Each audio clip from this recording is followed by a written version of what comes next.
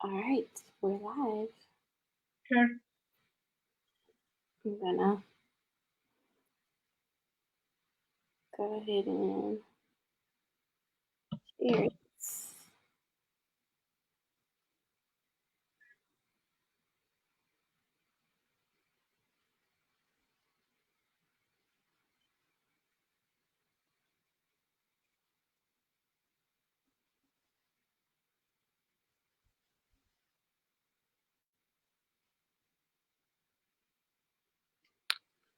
All righty.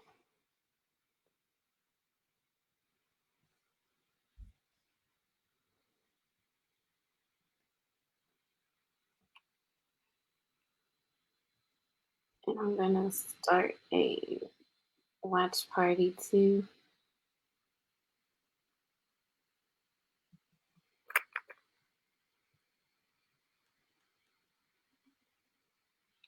Okay, so there's a couple people coming on.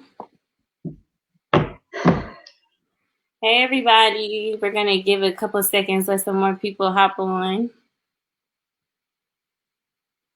Please share. Even if you can't stay on the whole time, please share. Hello everybody. Hey, everybody.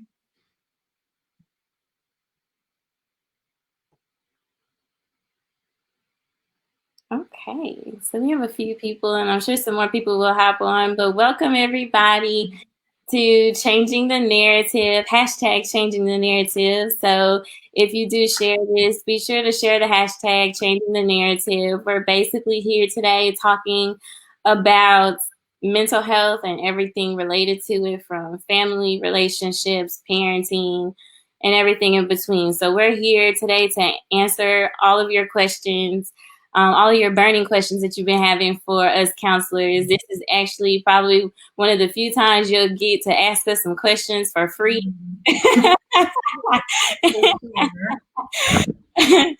But we are so excited to be here today and talk to you guys because this is a much needed conversation.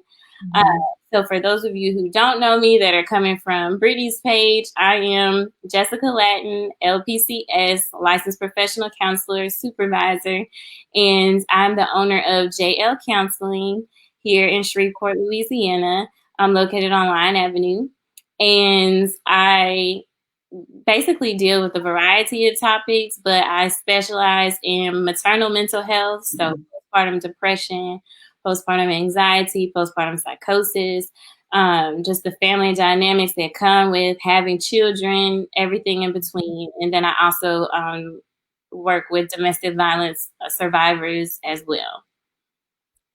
All right. Hey, everybody. I'm Brittany Ball. I'm a nationally board certified counselor and a licensed professional counselor in the states of Louisiana and Texas.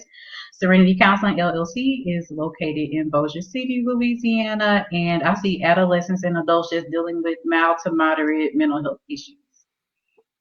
Awesome. Okay, so throughout this time, if you guys have comments or questions or anything like that, please feel free to engage. We already have some questions that were sent in from different people over the last couple of weeks, and we're excited to read those off. But if you guys have any comments about anything that we're talking about, or if you have questions of your own that you want answered right now live, feel free to type it in the comment box, and we will try our best to answer it within this hour. So let's go. My mom said hi, Mom. And Danielle, hi. Hey, Danielle. Okay, so let's start with the first question. Okay. So the first question says, how does a person know when they should seek a mental health professional? Okay, so usually most people decide that they need to seek mental health services when usually we see people when they're in crisis. Most of the time, something bad has happened or some significant change has happened or transition has happened in your life. a lot of people come when they're stressed out, whether that's mentally or physically. Sometimes a lot of our physical ailments start to, you know, it starts to affect us mentally. So I would say if you start to have any feelings of sadness, extreme anxiety or worry, or major stress that starts to affect your daily functioning, or your relationships, and it's just not necessarily like normal stress, because of course there's normal stress, like you might be late for work or something of that nature, but extreme, like continuous stress, usually calls for some help from a professional. Right. I usually tell people, like you said, just if your symptoms are starting to interfere with your day-to-day function, and so it's interfering with your work schedule, your school schedule, or how you function in those capacities. So even the roles that you have in life, if your symptoms are starting to interfere with those roles, that's when you should seek professional help. I also share that you don't have to have a mental health diagnosis. So a lot of people feel like they have to have a diagnosis, but you could just be going through a life adjustment or a life transition and you need some support during that time, or maybe your family and friends aren't supportive of you and you kind of need that person to listen to you without judgment and with a little bit of empathy. So I encourage everybody to see a therapist at least once, and just kind of see if there's anything you need to navigate to become a better you. And I'm so glad you said that you don't have to have a mental health diagnosis to come see us or to see any therapist. Um, I think that's probably a reason why some people don't go to counseling, is because they feel, oh my God, I'm going to have this label after I see this counselor.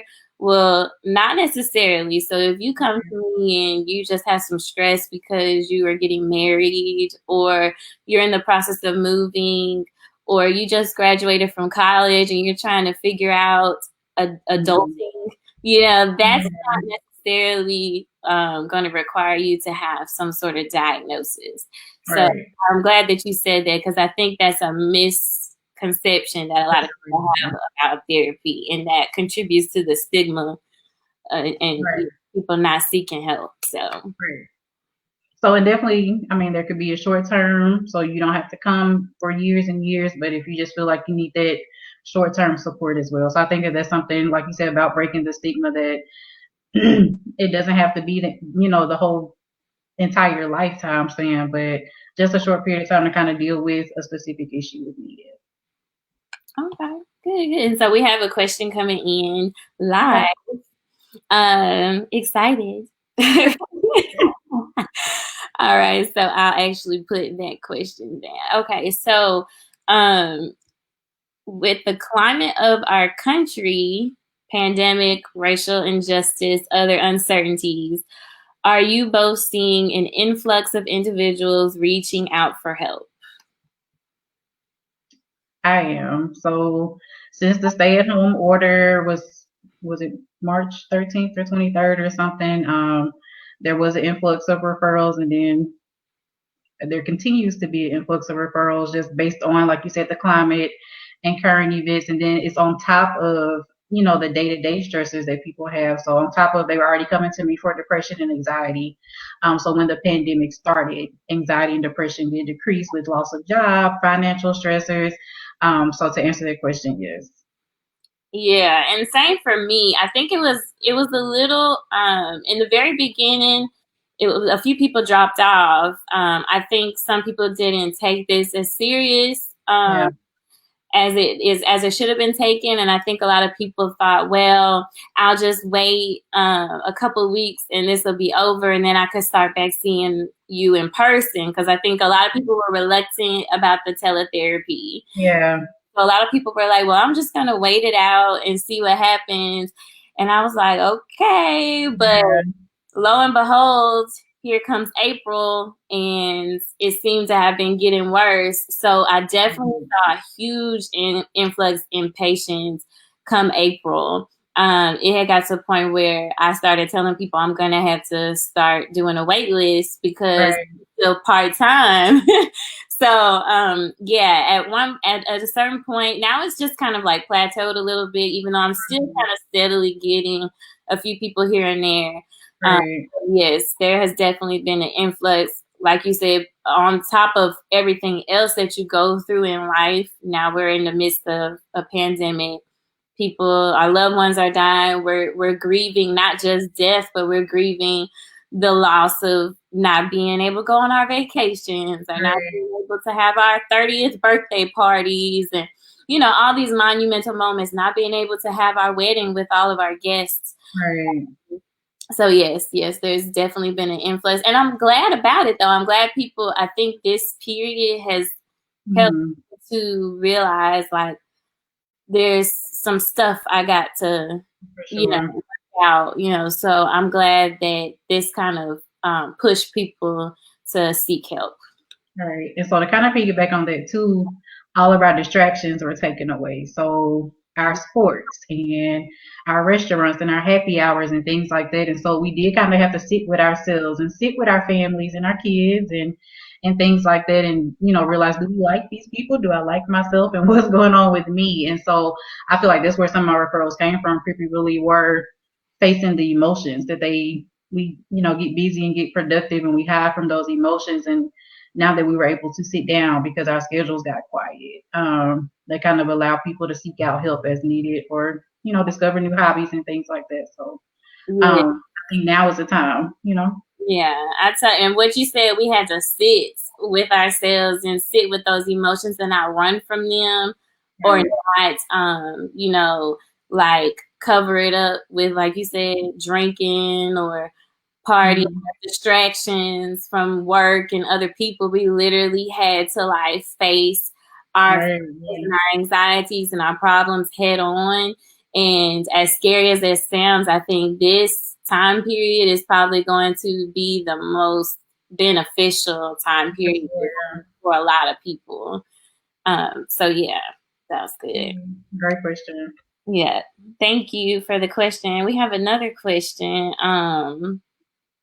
How do you select a therapist? And I think that was one similar to one of the other questions we had. So somebody asked, what kind of questions do you ask? So I'm going to actually put that on there. How do you select a therapist? And Brittany, you could go ahead and start with that one. Definitely kind of identify what you want to work on. So some counselors have a specialty, so you can look up counselors by their specialty.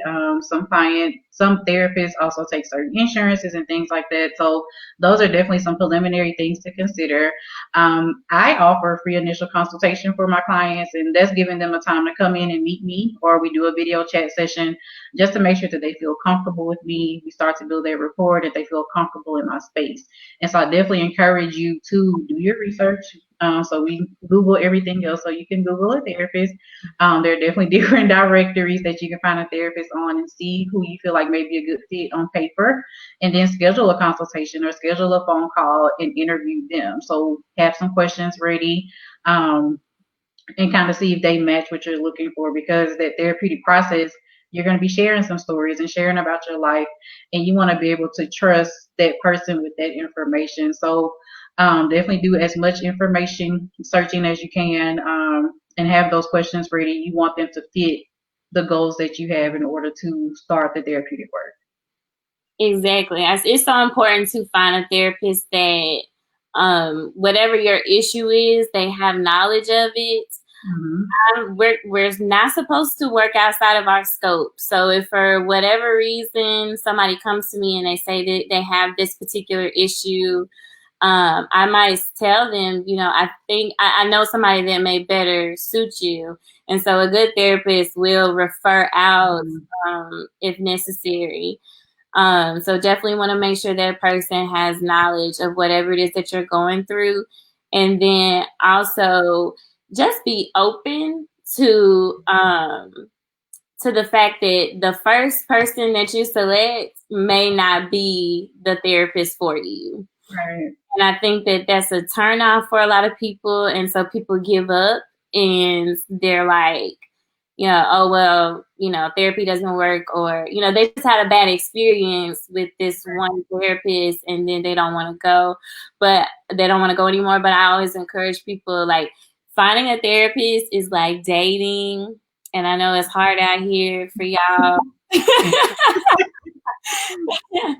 But really, like really and truly, finding a therapist is like dating, and it's trial and error, and you just have to find the person that clicks, that that you click with, and when you do find that person, you'll know it. You and that person will know it, and you'll be ready to go to therapy. Yeah, when you're ready, like if you're actually ready to make a change, because that's another factor. But just be open to knowing that you may have to shop around a little bit. Definitely, like Brittany said, I've had people call me and interview me and ask me certain questions pertaining to, do I offer this, or do I have this? Do I come to their house? Do I do, so people have, it's okay to ask questions. I feel like a lot of time with professionals, whether it's a doctor, whether it's a counselor, they, like, a lot of consumers are scared to ask questions because I don't know if there's like some intimidation there, I guess, like maybe I shouldn't be asking these questions.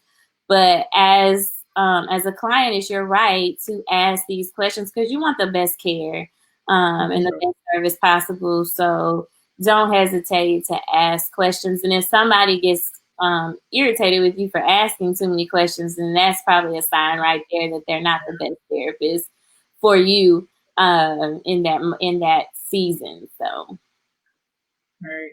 And also too, sometimes we get referrals from word of mouth. And so if I already have a client, she said, I told one of my friends about you, or I gave your card to so and so. And of course, those things are kept confidential, but you may talk to your family and friends about who they see or who they would recommend, because we do go off recommendations kind of based on, things we see on social media, like some new shoes or a new product.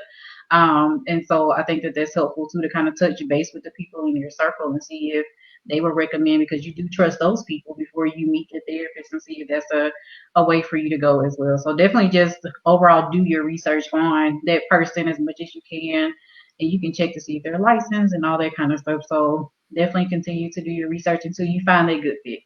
exactly. And it doesn't hurt to help, because I know some people, they don't want to come to me because I'm like their friend, or they know me, or they know my husband. So they'll ask me if I have any recommendations. So if you actually have the luxury of befriending a counselor, maybe you can ask them who else they would recommend for you. Because I know me and Brittany, we're not going to recommend anybody that we don't think will take care of you.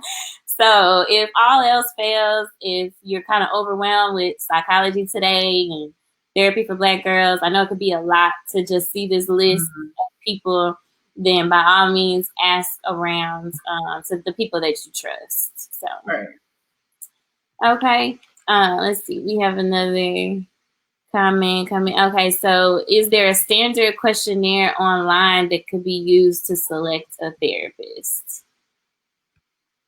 I haven't seen one. That's what I said. I personally haven't seen one. But definitely, like I said, it's kind of based on what you want to work on. So you want to ask them questions like, have you worked with clients with severe depression before? Or have you worked with children under 5, or, specific things like that that you feel will meet your needs. So your questions may be specific to what you're looking to focus on or work on. Kind of in my introduction, I kind of give a background and kind of, say what settings I've been in.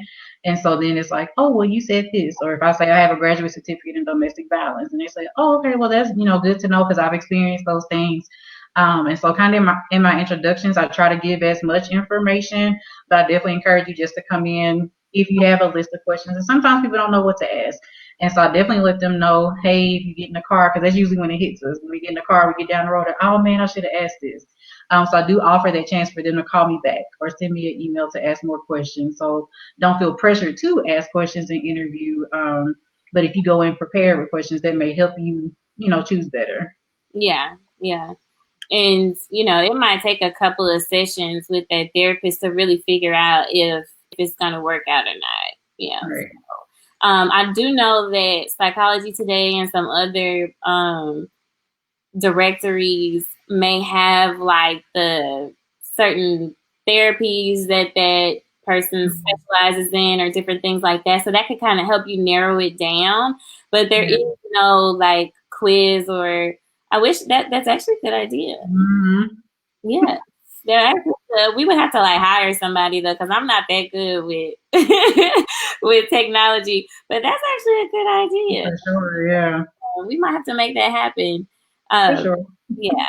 Okay. So let's go to the next question. Um,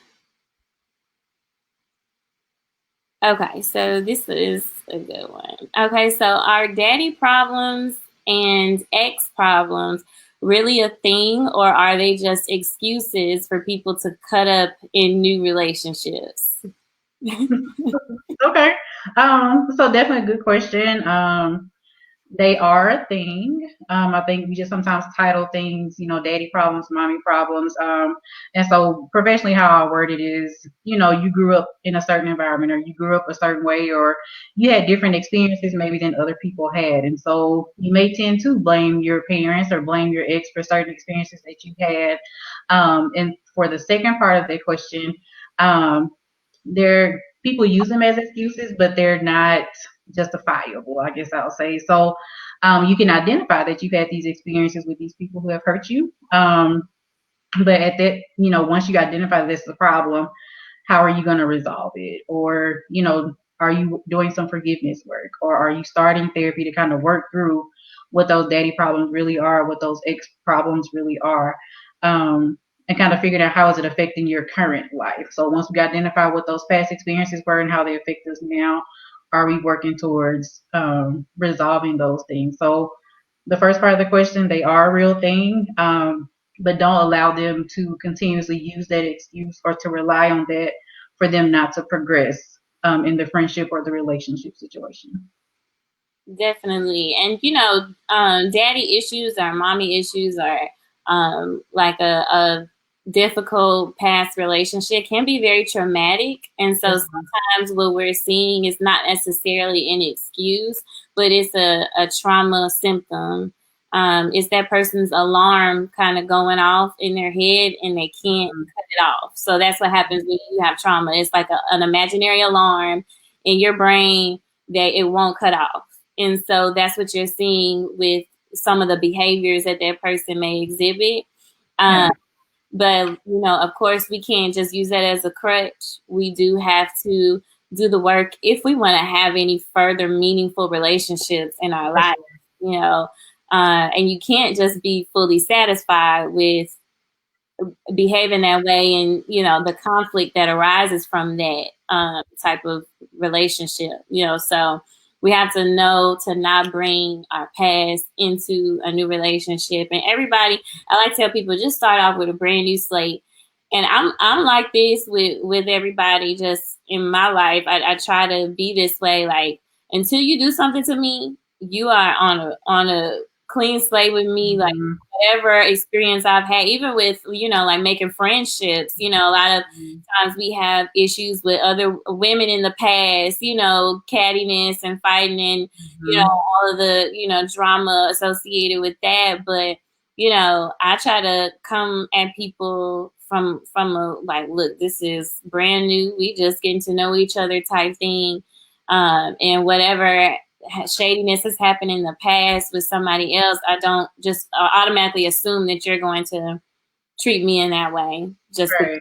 just because of who you are. So And usually I'll say, it's not your fault how you were raised, but once you become an adult, you identify, am I going to stay in this place or am I going to do something different? So once you identify, okay, well, this wasn't the right way. I want to do something different. That's where the work really starts. exactly. Okay, so we had a comment. Okay, what are the benefits of couples counseling? Is it strictly for married people, or is it good to do it on your journey to marriage? Okay, Okay. I think So we, I'll oh, take I think I'll take this one, and then okay. okay. So, there's a lot of benefits to couples counseling. Um, First of all, you learn how to communicate better, which is crucial to a healthy relationship and especially a healthy marriage. Um, I think that it helps you to get some things off of your chest that maybe you've been holding in. It creates couples counseling creates a safe space, like a safe neutral space. Because sometimes if we go to like our family or friends, they might say they're not biased, but 9 times out of 10 they Yeah. will be biased in what they're telling you. Even sometimes going to your pastor at church may come with a little bit of that bias because they know you on a more personal level. Whereas as a counselor, you're just coming into me. I don't have a stake in either one of you. You know, Right. so I could truly just kind of tell you like it is. And I'm not on anybody's side per se. I'm on the side of what's right Right. and, and trying to get y'all towards your mutual goals. So there's a lot of benefits to couples counseling, and I feel like every couple should go to counseling, even if they're not necessarily going through like a major issue, but just to get that background, like I said, in communication skills, because men and women communicate differently. For sure. Learning how to love each other. um, Premarital counseling is I feel like everybody should go to premarital counseling, and then there may be several times throughout your marriage where you may have to go to a counselor, and that's just a sign of a healthy marriage to me. That For people that sure. two people actually want to get help. You know, Hmm. so I think it's good to do it in the beginning and throughout the relationship, whether there's something good going on or not, for maintenance purposes. For sure.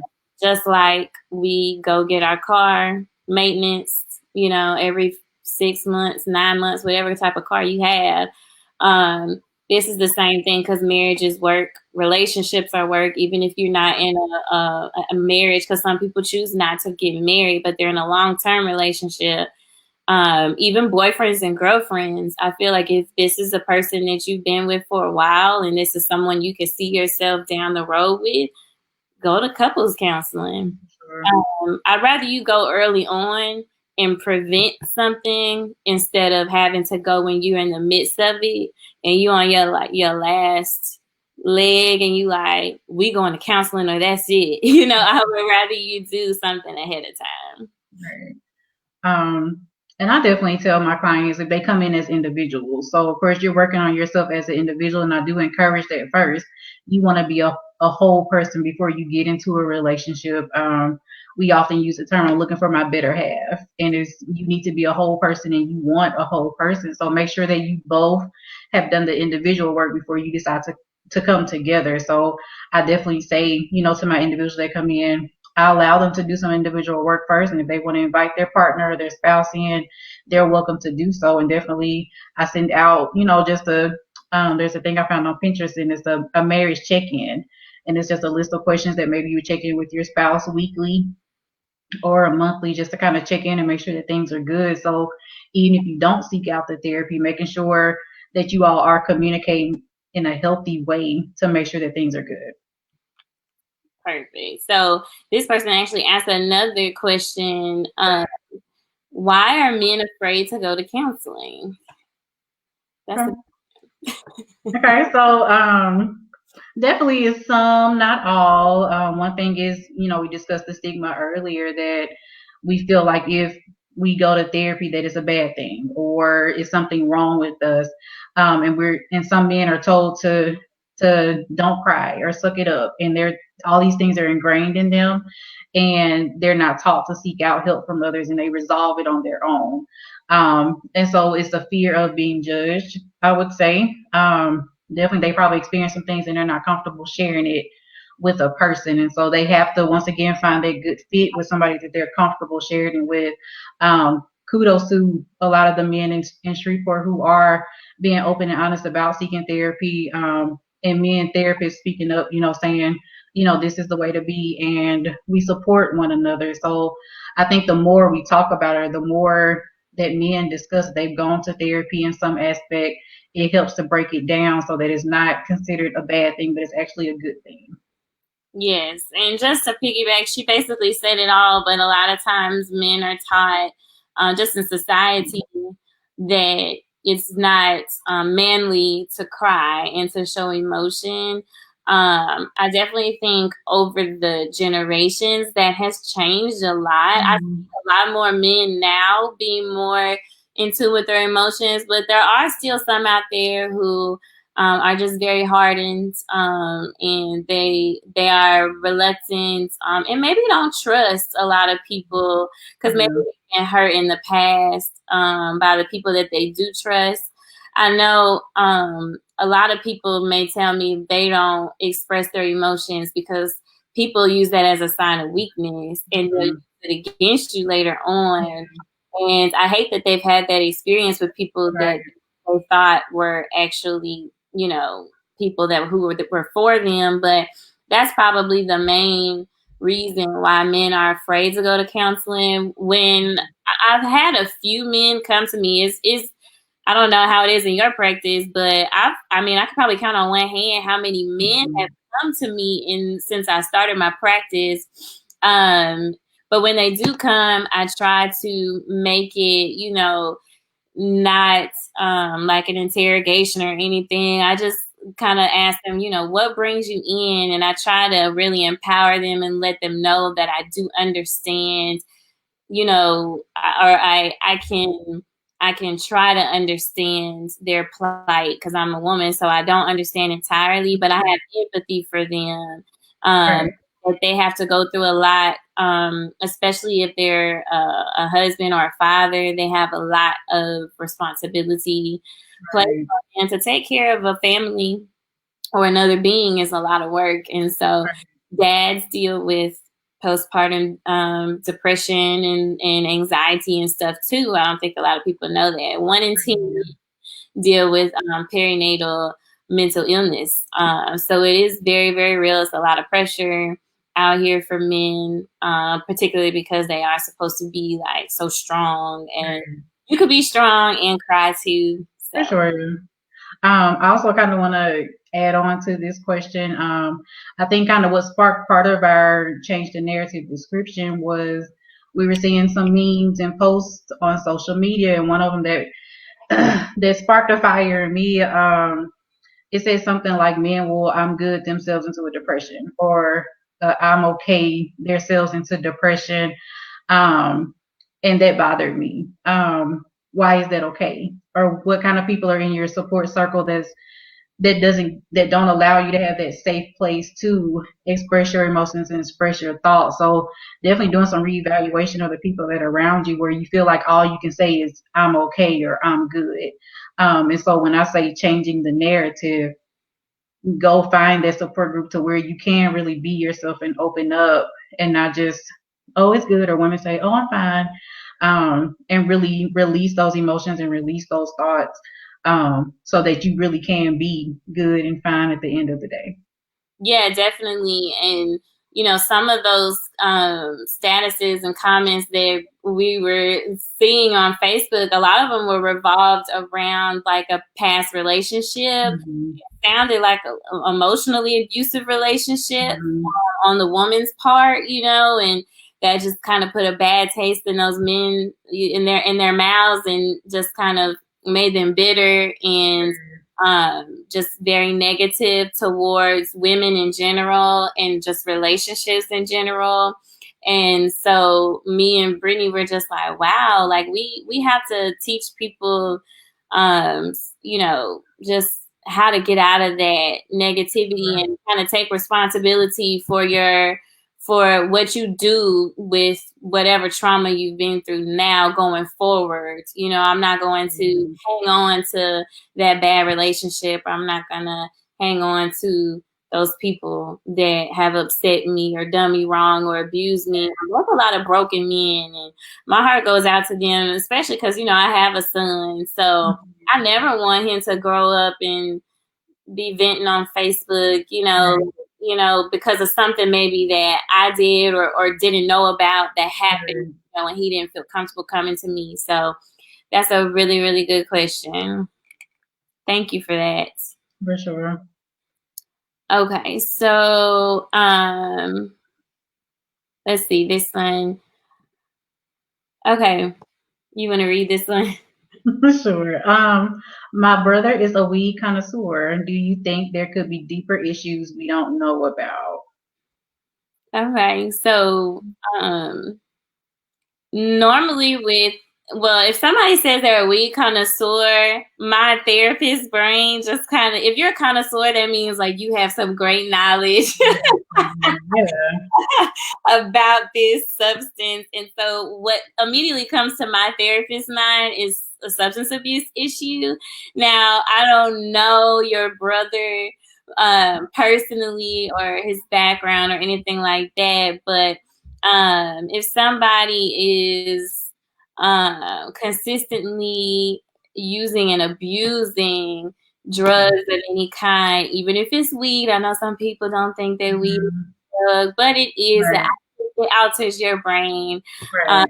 so I definitely think there could be some deeper issues there that maybe he hasn't been able to express because he's a male and doesn't feel comfortable doing that. And a lot of people they will self medicate. Yeah. Um, so I know a lot of people that are anxious and they smoke weed, or they're depressed and they smoke weed. But I think a lot of people don't understand is if you have a severe mental illness, it only enhances those symptoms once you come down off of that high. Mhm. So there definitely could be some deeper issues, but I would just encourage your brother, if you're concerned about that, just kind of. There was a really cool commercial that I saw the other day where people were like asking their friend if they were okay in different ways, and it was Mhm. in that commercial. Mhm. They No, were I have. yeah, they were like, "Oh, it seems like something's wrong. Is it just me?" Like they were just asking in different ways, to not just be so blunt with it, but in a way Right. like they were just showing you that you can ask your friend if they need help any kind of way. So if you're concerned about your brother and if there's some deeper issues, I would definitely ask him and express to him your concerns and see if you can help him to find some help, and just tell him, hey, I'll support you if you do want. And some people don't want to stop smoking weed because they don't feel like it's really a drug and it's legal in some places. And so there's just a lot of controversy around that. But if you're really concerned that maybe something happened to him when he was younger, then it doesn't hurt to just ask and see. You won't know how somebody's really feeling until you ask. Right. And to kind of piggyback on that too, those people who are prescribed medication. So some people are on, antidepressants and anxiety medications, and once you add a substance to it, like drugs or alcohol, it decreases the effectiveness of that medication. So I definitely advise if you're on any kind of medication not to use, those substances because it takes away from what it's supposed to do. Definitely any kind of drug or substance that you put in your body is mind altering. So be mindful of that as well. Great. So that was a good question. For sure. Um, let's see. All right. Is it fair for a child to blame the parent for childhood trauma when they have never told the parent what the incident was or the specific trauma event was? Sure. Um, I guess for me, kind of going back to what we discussed earlier, if you don't speak up, your parents might not have known or they might not have been aware. And so until they're aware, so it depends on if they really knew what was going on, what the traumatic event was. Um, is it fair then if you told them and they did nothing, or if you told them and they didn't believe you? And then, of course, then that becomes an issue. So I would say partially, especially if, depending on what the communication was about the traumatic event. And even I'm wondering if this is speaking of like maybe a youth blaming the parent for something happened, or if this person has grown into an adult and they're still blaming their parent for what happened. And I've definitely talked to a lot of parents, and they told me, well, I didn't know, or I wasn't there, or so and so didn't tell me. And so they feel guilty. So then the parents kind of go through a situation where they feel upset and, like I said, guilt and shame about what happened to their child, and they weren't there to protect them. And so then both the parent and the child have to do some work there. So I definitely think there is room to kind of feel upset about it, but we can't 100% blame the parent for the traumatic event, especially if they were unaware. Yeah, I agree. It's like what you said earlier. We can't hold the blame on somebody else for our state currently. For the rest of our lives, we have to work through that. And like you said, some parents, they legitimately did not know. They had no idea. Or sometimes I see parents who they were addicted to drugs when they were young, when the child was younger, and now they're clean, and the child still blames them for a lot of trauma that happened when they were not even in their right state of mind. Oh, yeah. And so that is it's very difficult. I mean, my heart goes out to both, because I think if your parent was truly well in whatever state they were, like they would have been more proactive, and things just would have been different. So I think one thing that, Brittany mentioned earlier was, forgiveness is something that is hard for a lot of people, but it's pivotal if you want to create, like, mend a bond or a relationship with a parent or a child. And so, I hate that this person had to go through the trauma, but I think in order for them to really relieve themselves of that, they're going to have to forgive. And it might be beneficial for them to even go to therapy with their mom or their dad or whoever for a few sessions, just so they can be in a safe space again and get whatever they need to say off their chest, so they can take the steps to move forward. Right. And So, something I asked, it's not fair, but in a sense that child has the right to feel how they feel. But I yeah. definitely feel like you have to place there with trauma. There's like I've seen like a metaphor type thing where it's like a piece of a pie and everybody has a piece. Mm-hmm. So the child might have a little sliver of it, but the predator or the parent or whoever might have a larger piece. And so everybody has to take their piece of the pie. Yeah.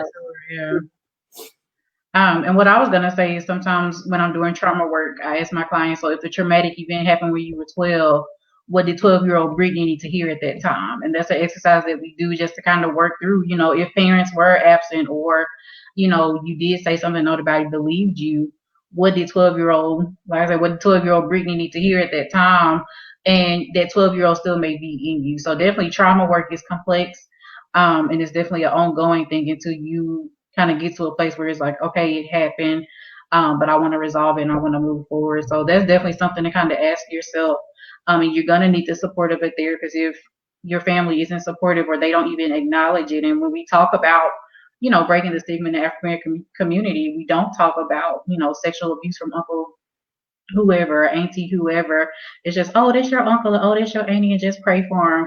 No, something needs to happen. And so I definitely think, us being open about those things and being communicative about those things will definitely be helpful. Yeah, definitely. I agree. Okay, so we have a question, a live question. Okay. Okay. Do you recommend a couple see the same therapist for individual therapy to assist in becoming that whole person, or does that create bias? Or should a man have a male therapist and vice versa for a female? I'm kind of reading it again. It depends on how you start off. So for me, like I said, I see individuals first. And so I've had clients that come in and say, their partner didn't want to talk to me because I was a female, and I'm a lady, so I'm okay with that.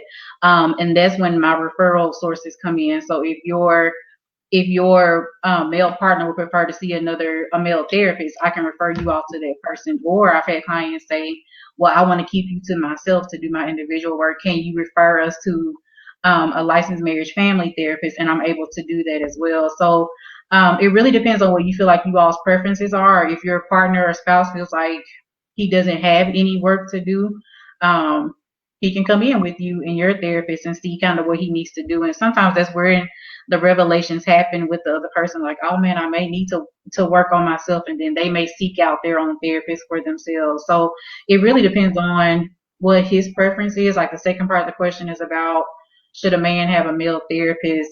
It really depends on what his preference is, because I've heard both ways, that men don't want to talk to men because they feel like they'll judge them or they'll feel away, or they prefer a male therapist so they can be more relatable to them. So it really depends on preference. So for me, I recommend they see someone separately, so they can do their individual work and then maybe choose a separate therapist to see as a couple. Yeah.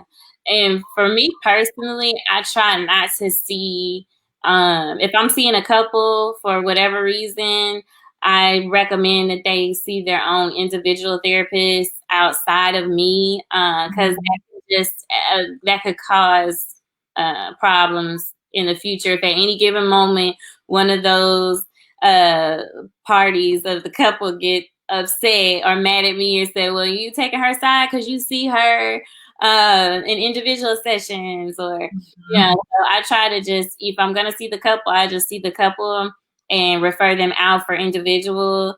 Or if I see them individually, sometimes I'll allow them to bring their spouse into it if their current issue has some relation or it's affecting their relationship. So I may do that. But if they have some like deeper issues, that stem beyond like the initial work that they like the initial reason why they came into therapy, then I'll just refer them to a couples counselor that's separate from me. And then particularly one thing that I want to address is domestic violence. So I do not do couples therapy for those who are involved in abusive situations. I think sometimes survivors, they feel like if this person comes to therapy with me, that they'll change and things will be better. We could go back to normal and be a happy family. But that's usually not the case. And sometimes abusers will use that opportunity to gaslight the victim, or to, manipulate and try to make that victim, well, see, the therapist said you was wrong for that, So once again, I'm neutral. So I'm going to tell you what you're doing wrong, and I'm going to tell you what you're doing wrong. And so an abusive situation, that can be flipped and turned around all kinds of ways. So somebody who's involved in a domestic violence situation, they need to just have individual therapy. And if their partner wants therapy, they need to seek therapy on their own, not anger management. They need to go to batterers intervention counseling, because anger management doesn't have anything to do with it. So so that's one thing. And then, like Brittany said, sometimes it is based on preference. I know some people come to me specifically because I'm a Black woman, and some people, they don't want to see, if I refer them out, they're like, is that a man? I don't want to see a man, because it could be for personal reasons, maybe trauma or whatever. So it's just based on the preference. But that's a really good question, though. For sure, yeah. Okay. Let's see. Gosh, there's so many questions. It's hard to it's hard to oh, there was one. Okay. Should you teach your child the words penis and vagina, or give them nicknames?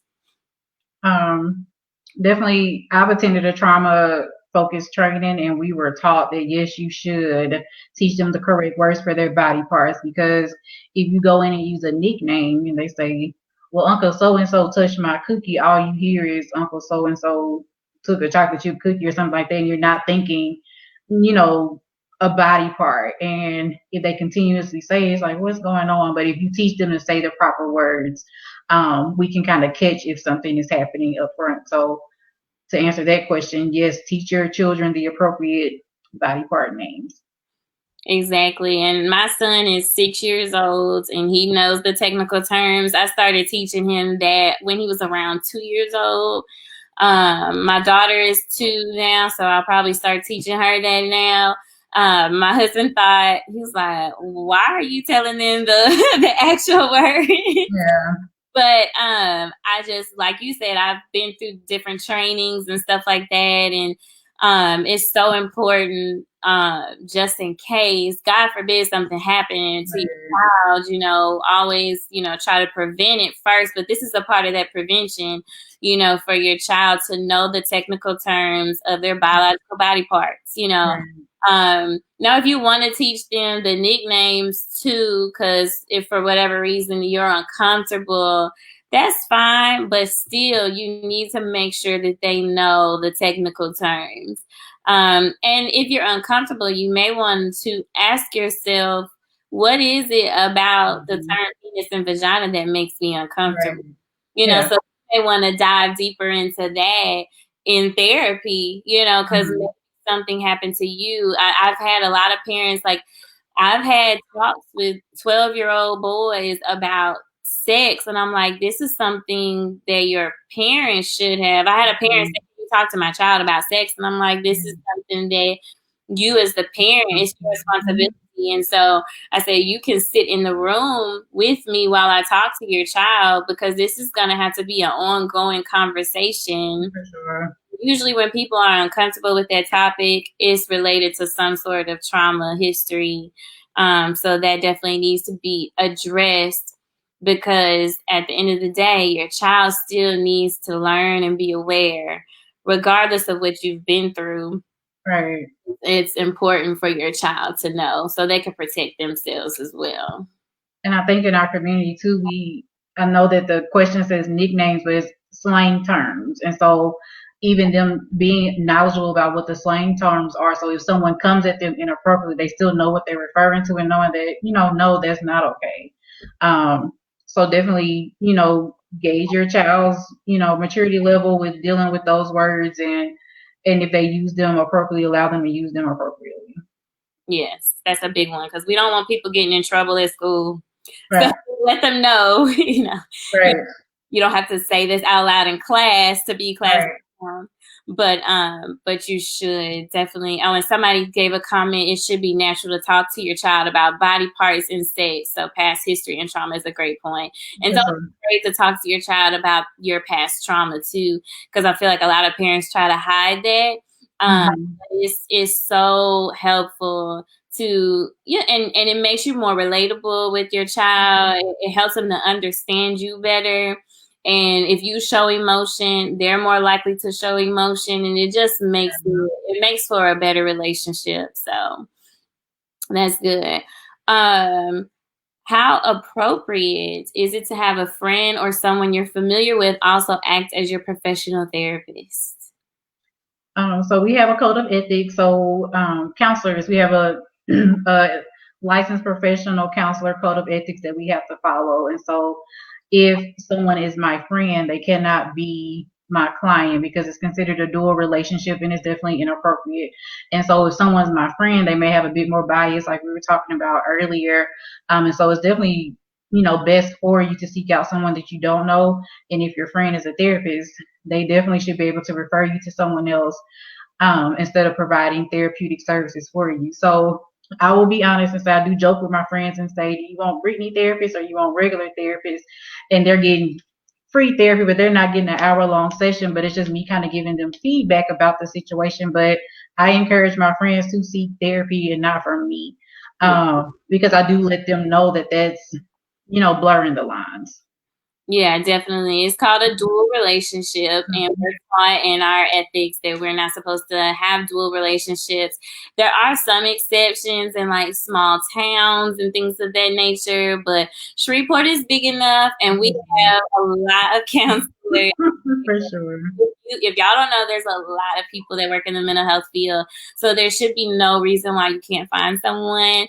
Or if you're very concerned, if maybe you're like a well-known person, and you're really worried about confidentiality, which we are, that's part of our ethics too. We're supposed to keep your name confidential. I don't care who you are. If you're the most prominent person in Shreveport, we have to keep that secret. But if you feel uneasy and uncomfortable about it, teletherapy is really popping right now. So I mean, you can find a counselor in New Orleans if you wanted to. But so it's, I know a lot of people feel this, so they tell me, well, I feel comfortable with you because I know you and I like you and I like the stuff that I see you post and stuff like that. And I'm very flattered, but I do get a lot of people that try to ask me if I could counsel them, and it just makes it difficult for me as well, and for us as therapists to have some privacy as well, a sense of boundaries, within that. If we were to go on and counsel you, so I can't counsel my friends, I can't counsel family members, or I try to even stay away from friends, family members, like that I know, like I've been to their house, you've been to my house type thing. Like that's, even though we're not like close friends, I just feel like that's still such it's a fine line, a fine line. And in the day of social media, sometimes you might wind up being friends with somebody that'll ask you for therapy, and then what I have to end up doing is I have to delete you, I have to unfriend you. And I don't want people to take it personal or anything, but I have to do that to keep a boundary in place. So that's a good question, and it's a question. I think. Yeah. Okay, so I think we have time for one more question, maybe two, depending on how long it is. Let's see. These are some really awesome questions, guys, that y'all submitted. So good work. I'm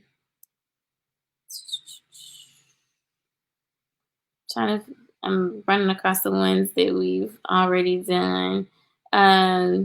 Is counseling there he goes. I can show it. Duh.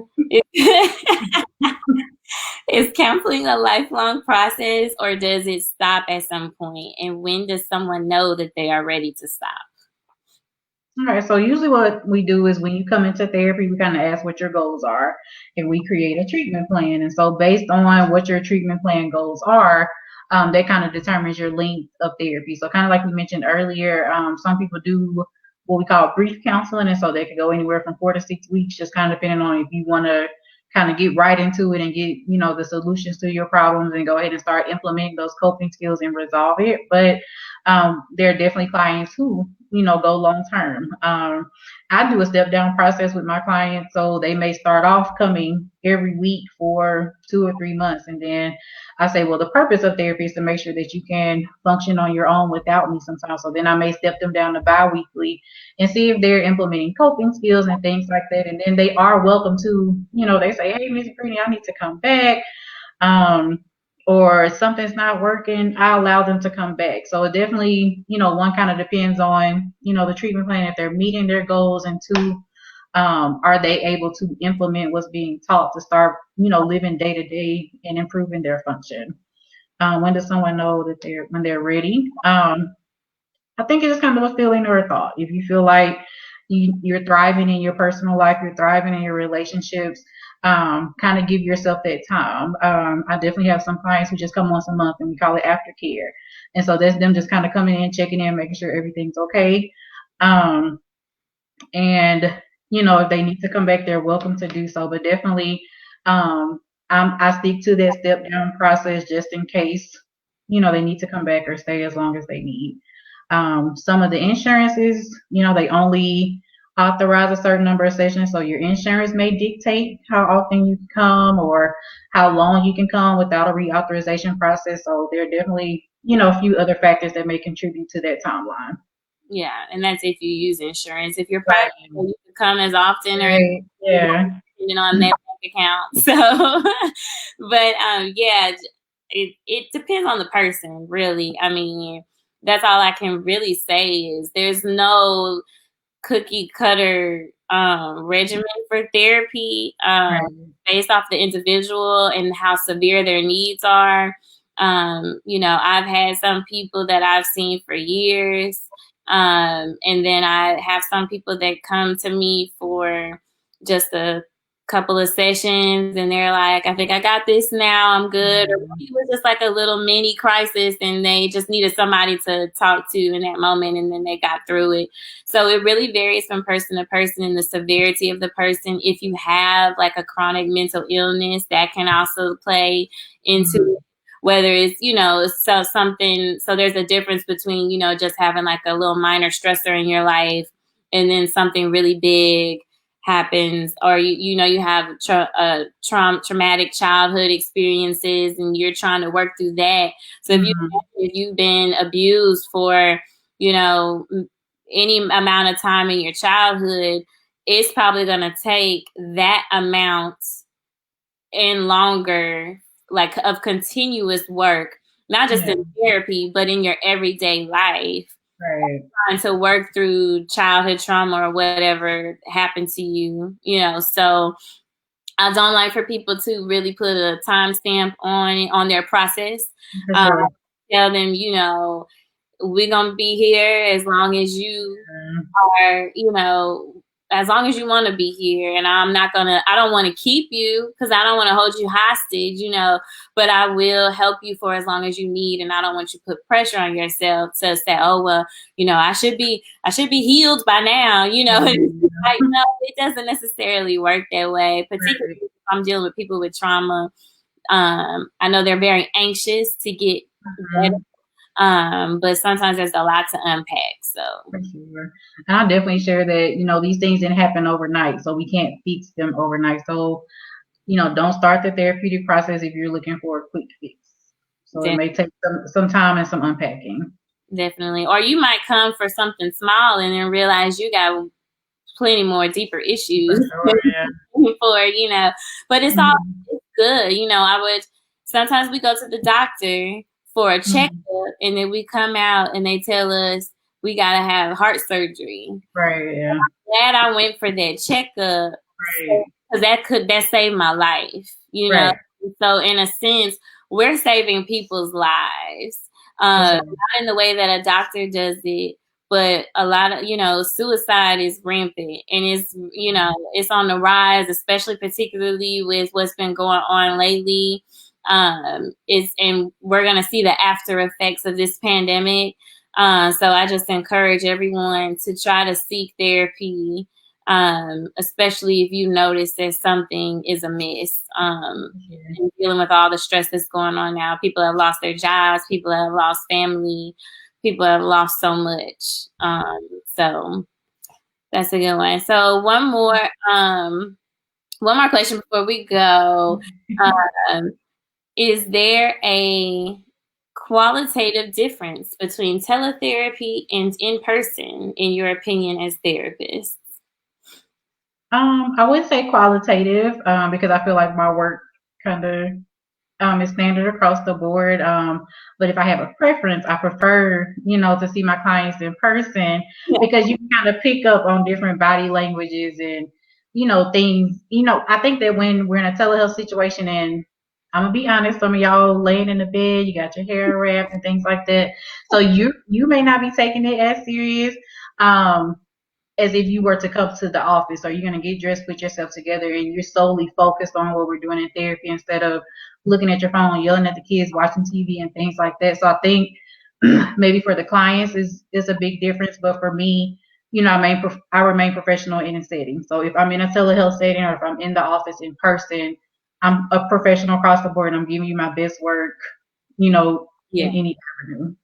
Yeah, I'm the same way. I get dressed up just like I'm going to the office. Just for me, I always have to put on my professional hat. But I do appreciate being able to see my clients in their natural state because it kind of helps me to kind of see a little bit better of what their experience is. But I enjoy the teletherapy for the convenience of it, and I think the clients do too. Because Yeah. you could, if you wanted to, you could simply roll out of bed and log on, you know, and you don't have to worry about driving anywhere. Or a lot of people are very uneasy about being in a place that's unfamiliar to them. Right. So I think, especially for first sessions, a lot of people find a lot of peace and comfort just talking to me over the computer. They feel a lot safer. And so I can see how definitely that could be beneficial. I do prefer in person. I miss that interaction. I miss seeing my clients in person. I really do. Just because my clients, me and them, we just click, and we enjoy our time together, even if it's, a sad session or whatever.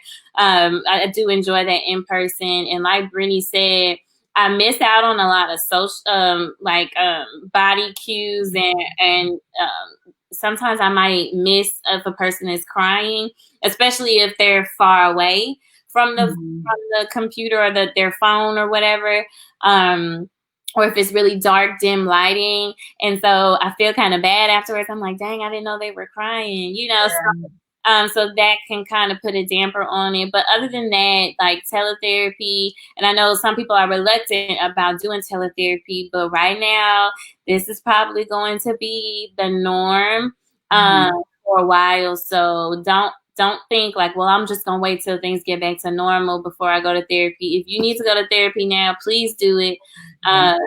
The teletherapy, the little kinks and stuff that happens because it's technology, but it works itself out, and if you have a good therapist, it's gonna, like you said, the quality is just going to be there regardless, even if, something happens and your internet cuts out and we have to finish the session over the phone. Like, if you have a good therapist, it's gonna feel like, you're not gonna miss a beat. So Yeah. all righty, so we're gonna wrap it up. We didn't even get through all the questions, but I'm so happy. This really worked out really nice. So I'm excited about all of this that we've talked about today. I think we gave the people some really good information. Thank you guys so much for listening. And if you want to see a part 2, please comment and let us know, and send us some more questions. If you have more questions, we'll be happy to do this again in the future if you guys want us. So please comment if you want more of these types of discussions and changing the narrative, helping you guys feel comfortable with talking about mental health and relationships and all of the hard things. So this does not replace actual therapy with a mental health professional. So I do want to encourage you all to actually go see someone. The hardest part is just picking up the phone. So if you do that, you'll definitely be able to get all of your questions answered. So I'm going to post how you can reach me. You can go to my Facebook page or my Instagram page at JL Counseling LLC. And from there, you will find out how to contact me directly. I don't respond to DMs and things of that nature just because it's not HIPAA protected. But I do have my email address and all of that on my page. So you could contact me through my website or through my email address, or you could call me. And so that's the best way to reach me. JL Counseling, I post stuff all the time about mental health. So if you want to just be educated, we both post stuff on our pages all the time. I'm going to show Brittany's Serenity Counseling LLC. You want to talk about it? Sure. You can definitely find me on Facebook. My Facebook page is Serenity Counseling LLC. And if you do shoot me a message, I'll try to answer the basic questions and then give you my phone number, my email address so that we can talk more extensively. I am on Instagram. It's Serenity_Counseling_LLC. And feel free to kind of check those pages out. Website is in progress. So that'll be coming soon. So definitely if you need to contact me via social media, you can, and via phone or email. That's all on the business page as well. Awesome. Well, thank y'all, and we will see you next time. Bye, everybody. Y'all have a good evening. Good night.